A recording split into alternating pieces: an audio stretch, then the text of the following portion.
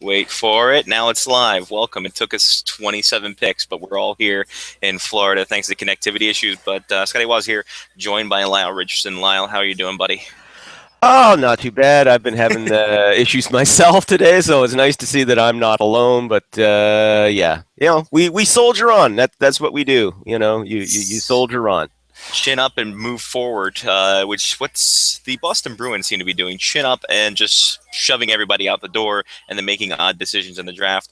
What is your take on Milan Lucic being traded to the Kings, Dougie Hamilton to the Flames, which I particularly like, and then just overall their 13, 14, 15 picks kind of drawing the ire of their fan base? Yeah, well, we'll start right off with the Dougie Hamilton move. I mean, that one caught everybody by surprise. And if there's one thing I will say that the new Bruins GM Don Sweeney has mastered early, it's being able to say one thing to the press and then do exactly something different, because he and Cam Neely, as early as this morning, were saying the reports were we're going to do what we can to protect Dougie Hamilton, because of course they were talking about a possible offer sheet for him, and there was all this talk that they were worried about that and blah blah blah. Cam Neely was very blunt, saying no, we will match. And that was that. And then boom, 6 hours later, he's out the door. The return they got, I am just shocked by that. I mean, a first round and two second round picks. I mean, the hell, man. Like, that is not a good return. I'm sorry. It's just not. I mean, unless that was going to be packaged to go to for something larger, to bring in a decent player, at least a couple of those picks. Okay, I could have seen it, but instead, that pick winds up becoming one of three the three consecutive ones they got in this draft. But it doesn't replace Dougie Hamilton. Dougie Hamilton was seen as the heir apparent for Zdeno Chara, and he's gone now. And I guess apparently the issue was they just weren't happy with what he was seeking in terms of contract. I guess they're talking Drew Doughty money, I guess, is what they were looking for. Wow. I mean, is this just rookie GM bad luck? The fact that you go to that and you could possibly get a guy like Yanni Ordio or one of their other prospects, and you don't go for the stranglehold. I understand you don't want to take back that much money in because you're right up against it, but at the same time, you don't want to sell the farm for nothing in particular. Yeah, exactly, and that's what they did, is they sold the farm. I mean, as you said, the Flames, they're loving this. I mean, they probably can't believe their good fortune that this guy's dropped into their lap, and they've got the cap space. I'm sure they'll be very happy to pony up $6 mil, $7 mil a season if that's what he wants, because eventually he will be worth that money. There's, in my mind, there's no question he will be worth that money one day. And he's coming on to just a terrific young Flames team. I mean, he's going to complement them so well. And you also got to figure, too, maybe a little bit of insurance if contract negotiations with Mark Giordano get a little bit difficult after the season. Absolutely, and then moving forward now, obviously they didn't get Ordio, but they got another good young goaltender, Marty Jones, going back. But Milan Lucic out of Boston right now. Mm-hmm. I guess this, with all the rumors and stuff like that, especially in the last few days, what was it? Lucic to Vancouver was one of the bigger ones too. Mm-hmm. Like, obviously, there was a matter of time for Milan to get out of there, but the return of Marty Jones is the interesting one. Not only does he get out of a situation where he wasn't going to play, he's into a situation where he might play a little bit quicker, depending on what happens with Tuukka Rask. But I guess twofold. What's that situation like with Rask and the Bruins and the goaltending, all that other fun stuff? Because apparently the Bruins need a goalie. And second off, the LA Kings just getting better and better with Milan Lucic now in their lineup that's already potent enough. Well, yeah, but the thing to remember too, I mean, the Bruins actually picked up $2.7 million of Lucic's salary to make that trade happen, because, of course, the Kings are right up against the cap. You got to figure that a buyout's coming for Mike Richards for sure. Unless they can swing a miracle and trade the guy, I think a buyout's coming. So they'll free up some space that way. It's also interesting because they're only going to have Lucic for a year. Then Lucic is an unrestricted free agent. And they've also got Andrei Kopitar, who's going to be eligible for UFA status next summer. And he's going to seek a big return, or a big contract. You're looking probably $9 million a season for him. So that's going to be very interesting. But on the Bruins side, yeah, they bring in a goaltender. A good backup, obviously, for Tuukka Rask in the short term, but Marty Jones sees himself as a starter. And he's not going to be a starter if Tuukka Rask stays there. So unless they're thinking of maybe moving Tuukka Rask out, there was some talk, just not really anything serious, but just kind of off the cuff sort of banter at the top of the Sportsnet show about maybe Rask goes to Edmonton, which would be significant. And Lord knows the Oilers have the depth and young talent that they could send there. But I think it's very clear that an overhaul is happening in Boston right now. It's going to be very interesting to see how that situation shakes out. And speaking of Edmonton, they pick up Griffin Reinhart in a trade for Yeah. the 33rd pick. Reinhart couldn't crack that lineup and that defense for the Islanders. Do you think he's going to actually fit in well and play well enough for this new revamped Edmonton Oilers team? Well, that's what's going to be interesting to see. Is he, is there room for him? I mean, he did manage to get in just a tiny handful of games with the Islanders earlier this season, but not enough to really make a big impression. But he's still considered a very promising young player. He's got good size, and he's going into a team where they do have a lot of blue line depth there. So maybe perhaps this is part of the equation that we were talking about. This whole thing with a Rask deal. Maybe they trade one of their young defensemen, to the Oilers or to the Bruins if they are actually going after Tuukka Rask. You watch, this will actually come to pass, and you and I will look psychic. Exactly. But that's the only reason why I could see them doing that is maybe they're planning on shipping out another one of the young defensemen in another deal. Mm-hmm.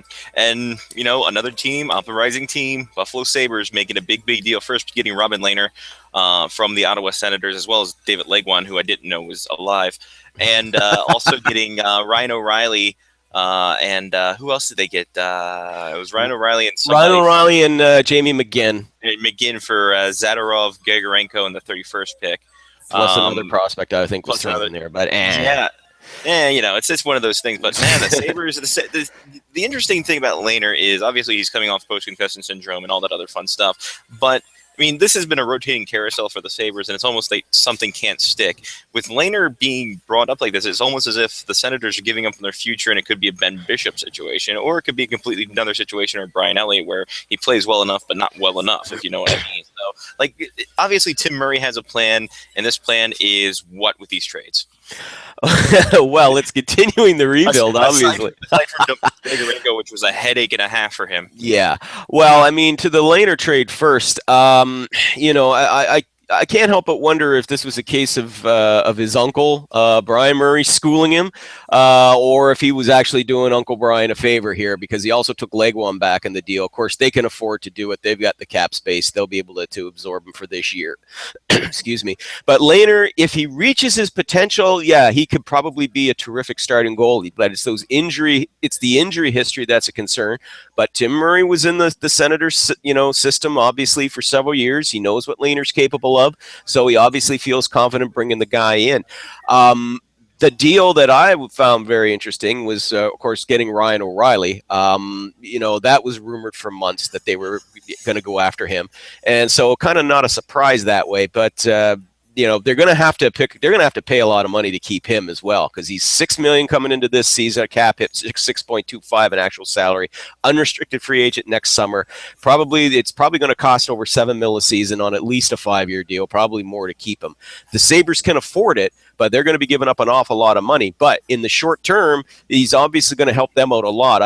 If Jack Eichel goes on the first line center, he slides in on the second line. He's an excellent two-way center, very disciplined defensive on both ways, both ends of the ice. So I like that deal. For the Avs, they're getting younger. A couple more promising young players. Grigorenko played for Patrick Waugh, though, during his junior days. So I think maybe they figured that a return and playing for him, he might be able to unlock that untapped potential that he has. Zadorov's a good pickup for them. He's got a lot of promise as well. And I think his development is going to be considerably better now that he's going to a much better team than what he was dealing with the Sabres. Did I miss anything? Is that all the trades that we've had so far, aside from pick for pick? That's been it today. Yeah, we had Soderbergh signing earlier today, but Yes. that was the prelude. Once that signing went down, 5 years, 4.75 mil a season, you knew O'Reilly was out the door. It was just a matter of time. I'm just surprised we haven't seen as many trades than we already have. I mean, not that the O'Reilly deal and the Lucic deal weren't big, and the Hamilton deal, of course, but I mean, Kevin BX is still out there. I mean, he's been rumored that he's been kicking around and he could go. Brandon Sutter's still floating around out there. As I said, Tuukka Rask was just kind of mentioned sort of off the cuff, if you will, by the Sportsnet crew, but that maybe that's a possibility, something to look forward to. So perhaps, as I said, maybe there'll be more deals shaping up tomorrow, because you and I both know once this is over, there ain't any other deals until tomorrow morning. So when everything kicks in again. So I don't think that the deals are done for the draft here, but I don't know if we're going to see any more tonight. I remember, I think it was 2009 where we had all the drafts, the Jay Bouwmeester trade, and all that stuff that fell out too. So it does almost seem like that situation. The storm clouds, not only outside apparently, but also in here as well on the draft floor. Trying to think about what to do. We can't do the New Jersey stuff yet. We have to do that tomorrow with the whole crew during our silly show. But I can't think of anything else, Lyle, unless you have anything to add or anything to rumor mill lines that you want to go ahead and check out with us. I think that we're pretty much the only thing of any significance. I mean, Patrick Sharp is still out there; his name's still floating around. Apparently, the Bruins and the Canadiens and the Penguins are among those kicking the tires on him. So it's still possible he could go. If not tonight, then perhaps tomorrow. Brian Bickle, there's been apparently nothing on him at all. His name has not been out there at all. Phil Kessel's name is still floating around out there, but to be honest, I mean, I'll be shocked if he actually gets traded, just because of the size of his contract. Dion Phaneuf, his name has not been out there at all. It has not been out there at all, and I really think it's looking increasingly likely that he's going to be staying with the Maple Leafs. The Ottawa Senators just redrafted Colin White. So Colin White redraft. Wasn't he in the league for a while with the Devils? Anyway, good for him, I guess. 40 years old, oldest draftee ever. There we go. 20 going at a good clip. We're at about 2.5 hours, and we're at the 21st pick. So good job, NHL. I guess I don't know. Definitely. Yeah. I mean, they are. And I think that this probably is part of the whole production thing that they've been telling everybody. I mean, other than trades, move it along. Exactly. Let's not stop. You notice there haven't been this year. There haven't been the usual long. And we like to thank RC. My favorite though of the night was just seeing Tim Murray just go up and he goes, "Buffalo selects Jack Eichel." It was almost expected him to finish it to sue it like, "Buffalo selects Jack Eichel." Yeah, filthy animals. Beautiful. See, it's a very George McPhee like pace for his. Man, like just didn't waste it. Up, say it, gone. It's just like, this will teach you friggin' fruits not to let us have the first overall pick, bastards. And speaking of which, the Washington Capitale up next. Obviously, something I'm looking forward to, and it'd be interesting to see what they do with the pick overall and what happens just in general. But hey, we'll have to wait and see. And hopefully, if this connection holds out, we'll get you back again and do all this fun stuff once again. But Lyle, thanks for joining us during this quick hit, and maybe, just maybe, we'll do it again in a few minutes or towards the end here. Maybe Johnny can pop in as he's taking pictures as he is wont to do. If there's enough time, and if depending on how my other issues are going right now too, hoping to get Spectres hockey up and fully running again. It's still up, but you go and click on any of them stories, and some of them show up. Some of them don't. So if I check in on you and you have a fire going and it's not like a woodside fire, I should just go ahead and not just be like, all right, well, Lyle's out. Burn his mother to the ground. Beautiful. Yeah. Well, Lyle, thanks, bud, and we'll talk to you soon. Yep, no problem, Scotty. Take care. There he goes, Lyle Richards, InspectorsHockey.net, and that's it. We're going to just sit here and talk and wait and post this up so you guys enjoy it, and hopefully, maybe, internet willing, we'll be back soon. So thanks for watching the Quick Hit. Scotty Wise, take care of yourself, someone else. Till next time, bye-bye.